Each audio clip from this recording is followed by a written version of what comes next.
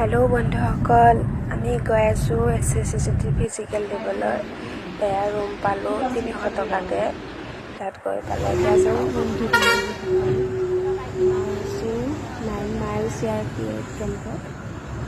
এতিয়া বাজিছে 12টামান। মানুহ ভিৰ চাওঁ।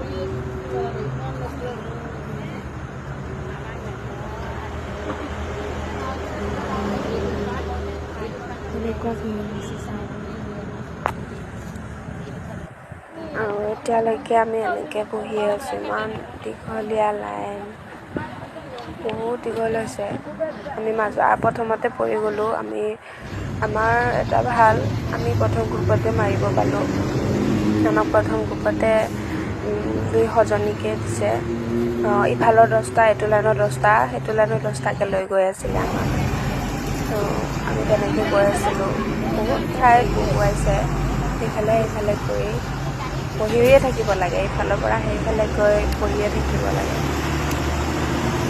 সেই তেনেকৈ গেট খোলা দিয়া নাছিলে।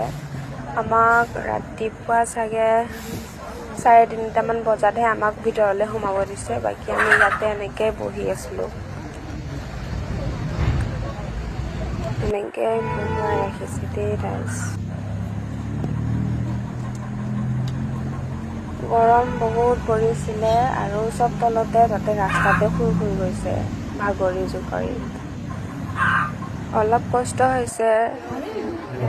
তাৰপিছত আমি দৌৰি অহাৰ পিছত এনেকৈ আমাক বহিব দিছে।